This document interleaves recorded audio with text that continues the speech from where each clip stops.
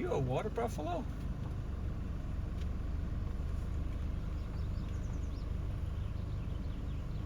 Look at you.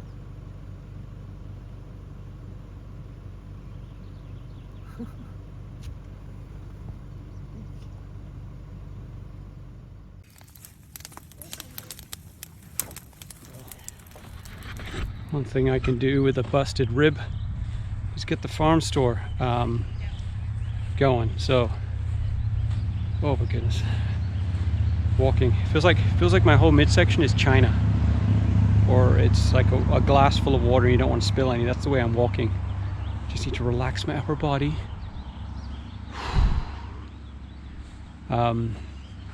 So yeah, we got the horse box all done, and now we're going to start filling it up, which is kind of exciting. Tara's loving it. Got to come up with a name though.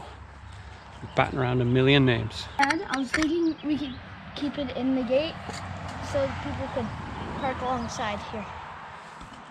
But no one's going to see it. What about the Giddy Up farm stand? Because it is a horse box. Yeah, we could put a sign out there. And then that would look cool the way you write it.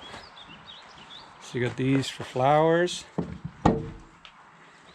Who made those? Amazing fit. I'm just going to fill it up with all of the knickknacks. I've had these forever. These are concrete Avion. Is it Avon? Avion. Avion milk bottles I fill with white concrete and then smash the glass off. They're really heavy.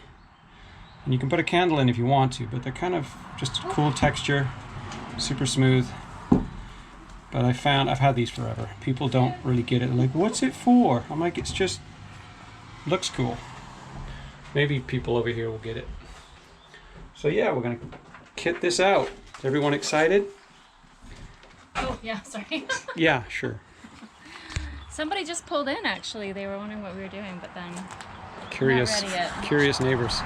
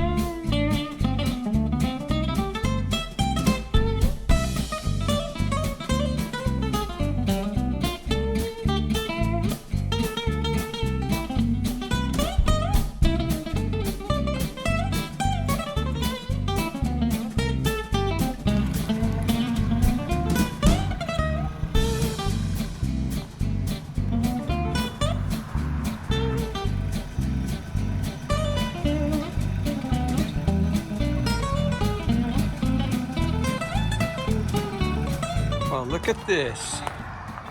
The Giddy Up Farm Store. We got flowers freshly picked from the forest and Amelia's garden.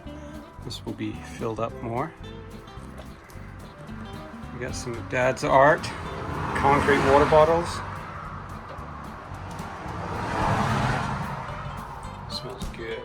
There's a lot more to fill these shelves coming. Fresh produce.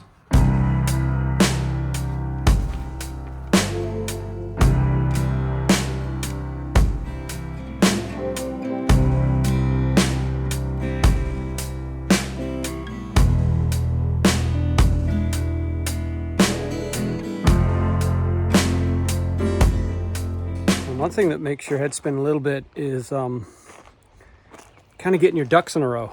If you think too far down the road, you'll just never get started because you just don't know what the future's going to bring. So I get that, but I've already made a couple of steps that I'm going to have to remake. You know, I got this original sprinkler system set up. It's pretty Mickey Mouse, but it does the job. Now we're getting a well dug and potentially could be 6 gallons a minute all summer long, no matter how hot we have it. Nothing's for sure, but for 200 grand, 20 grand, I would hope so. So now I'm digging more trenches all over again, and then I'm thinking, okay, how am I going to link this in with the rainwater? Do I even need to use rainwater? And so you can kind of get really frozen with the amount of decisions. Where am I going to need water in the future? How far are we going to build this garden? Oh my God, I went too far. So yeah, it's a little bit of a head scratcher. I think I need to go to the sprinkler shop and tell them the lay of the land and say, what do you recommend, you know? But what I don't want to do is have the well, you know, the thing is, if the well runs dry, it means it's a really, really, really hot summer, and I'm not going to have any rainwater anyway. So kind of like, what's the point in having rainwater? It's just like another, it's not like I'm paying for water in the well. I'm paying for the electricity to pump it, but even when it's rainwater, I got to pay for the electricity to pump it. So, you know, maybe it's one or the other. Maybe these rain barrels I bought and this beautiful stand I put it on is all for naught. But it's there now. Yeah, a little confusing, really. I think people either go rain leaders or they dig a well. They don't do, if you do both, you know, from my experience this summer already, there's not enough water. There's no rain, so there's no rainwater. We have to fill it with water from the house, from the well. So it's kind of like a bit backwards. So version 1 of our sprinkler system is now going to be dismantled. All of that work, all of that PVC pipe, which I can salvage some of it. Like what you see over here, hoses going everywhere, little kind of Mickey Mouse. Went to the sprinkler place a month ago, said, this is what I got. Oh yeah, it's Mickey Mouse. I was like, I don't know, this will get me by. Now I've ditched up the whole backyard because we got to run water mains everywhere when the well gets dug. And I thought, now I've got ditches everywhere, maybe I should upgrade the sprinkler system. So I got about 400 feet of different kinds of wire. And before I fill this ditch in, I got to think about, okay, what else do you need? So yeah, we're going to bite the bullet and do it right. I'm going to run wires to all the different zones. Fingers crossed, I've estimated enough zones for the long term. You know, if I think that far ahead, I'm going to give myself an aneurysm. I'm just thinking for the immediate time, and then if we have to run more wires down the road, then maybe I run them above ground. I don't know. So yeah, it's kind of, this place has been ditched before. Yes, just the way it goes. All right, so we got 500 feet of water pipe, which is like wrestling a python, especially with a broken rib. But I got to get these ditches filled in because I can't maneuver around our property. So I've laid 110 cable in the ditch from the house that's going to produce power to the rest of to the barn. I'm going to lay in this ditch a perforated pipe to catch some of the water that gathers on this area in the winter. And now I'm going to lay the water pipe, and then I can fill this ditch in. So it's going to be slow because my ribs are hurting bad. It's the worst part, getting in and out of this ditch. I know what my family is saying right now, and my friends. Dude, slow down, just put your feet up. You got a broken rib. But you know, I don't do that. Not unless it's really bad. And honestly, I looked at the YouTube. He said, if you got a broken rib, don't stay in bed, because you get inflammation in the lungs.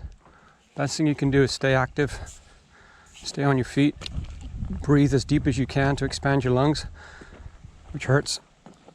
Coughing, no laughing. So no comedy network.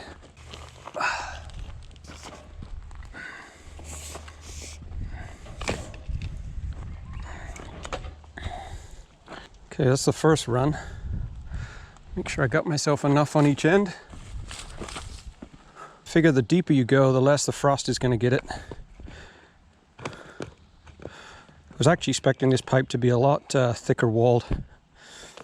So I'm actually happy because I've done some pipe that's like, man, it is like incredibly hard to maneuver it. Like on Gambier, I had 1.5 inch thick wall pipe. You could have driven over it with a bulldozer, I think. That was a pain in the butt. Okay, I think that's more than enough. Let's not waste it. We can have a junction here. to save money. I had in Vancouver when I had the Gambia property, I was kind of stockpiling cable, and I got some really nice thick cable, but it's not armor plated. So what I did is I ran it in this cheaper 1-inch pipe, which is totally fine by me, and it's way cheaper than the armor plated tech cable. Okay, so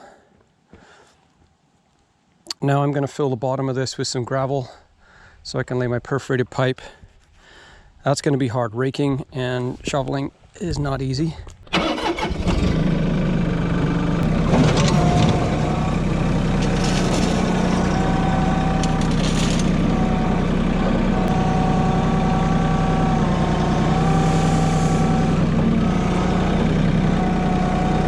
Get my little hoe.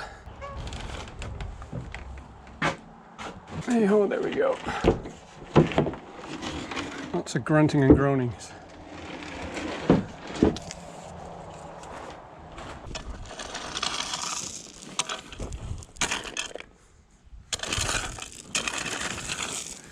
Oh man, this is really not easy. I literally have to only pull with my arms, not my core. It's amazing how much you use your core for so much. You don't realize it till you can't use it. You just gotta, like, you use your core to anchor yourself. Getting in and out of bed is the most painful part of this whole healing, whole injury. And I'm going like a snail's pace here. Well, the guy told me when he gave me the pipe, he's like, heat this up or put it in hot water, and he wasn't kidding. I had to beat the crap out of it to get that in there, but think about it, when I'm getting the pipe on this side and this side, I don't have the option. So I think this one you could whack in, but everyone else I'm going to have to heat the pipe up to be able to slide it over, because it's a tight fit and it's very torquey on my midsection to push the pipe into there. So yeah, I'm gonna have to go get some hot water or a hairdryer or something. All right, so we got a hot kettle. I'm gonna see if this makes a difference. Oh man, it hurts me. Oh man, that's so much easier.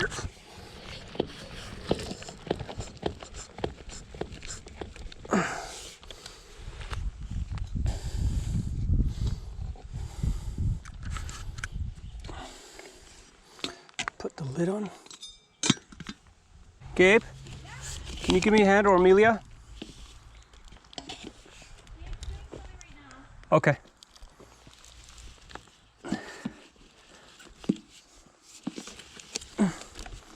Is Amelia doing something?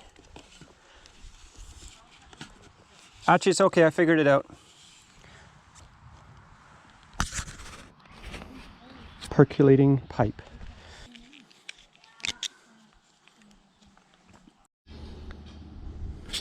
Made a little boo-boo here when above the pipe here, so I have to cut it and thread it back under. But now I'm going to get the T in, trench this later, but I don't want dirt to go into that T.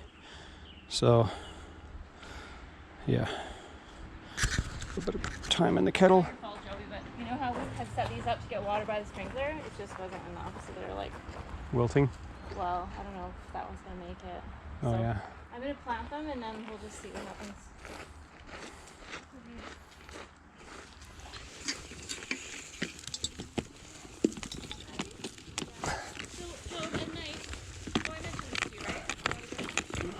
Yep.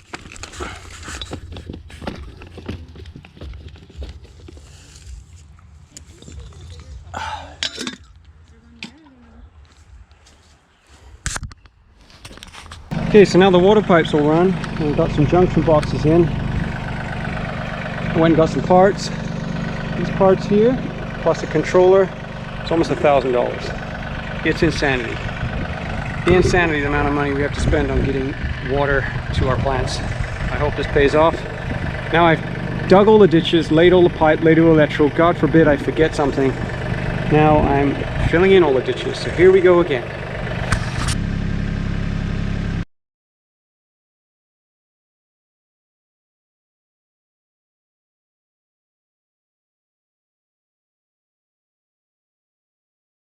Look at that, dented the friggin' pipe. I got no strength in my ribs. I had this rock set aside to save it. And I think it's the heat. Gets to you. I had plans for you, buddy. Those plans have changed. You're not coming out. All right, so we're starting to get some produce. It's very slow. I think we might have some raspberries to harvest. Do we have raspberries today? Yeah, I think we got some raspberries.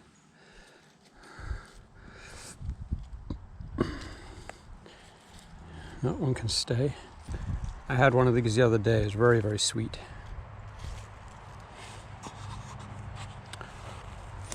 Most of our blueberry plants are kind of young, so they're not going to have heavy produce, heavy harvest this year. You can tell they're pretty small. These raspberries are also freshly planted, so looks like the heather wants to compete. Everything wants to compete with everything. In Canada, we have this thing called morning glory. It is a glorious looking flower, white, but it is so incredibly invasive and it grows everywhere. This is morning glory right here. See how it wraps around the plant? It just curls. It's a climber, so it'll climb anything and everything. And it's kind of easy to pull, but the root systems are insane to get rid of, like almost impossible. Nice thing is the goats and the rabbits love morning glory, so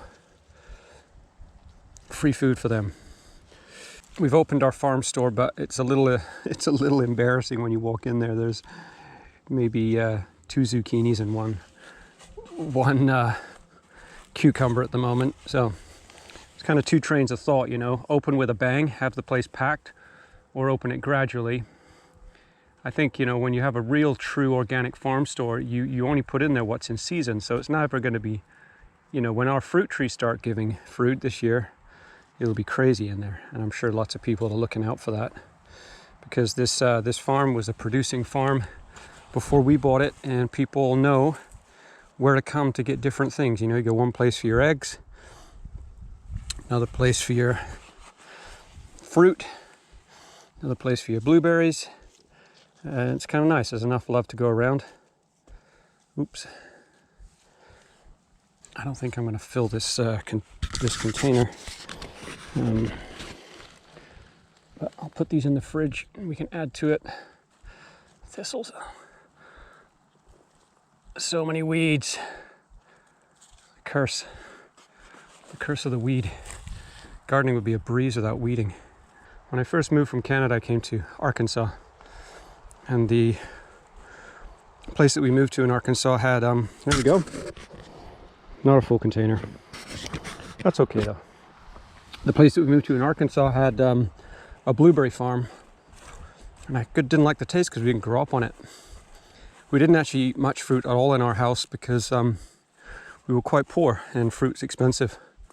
So it took me a while to kind of acquire a taste, but if I'm having something in my cereal or my yogurt, I like blueberries now. Well, all the ditches are filled, sort of. I got valve boxes to put in. This is the electrical valve box. Another valve box there. I got valve boxes all over. It's going to be quite fun hooking up the computer brain. What I want to do is tee off so it gives me the option, if we have a rainy spring or rainy fall, it gives me the option to switch to using the rainwater for watering.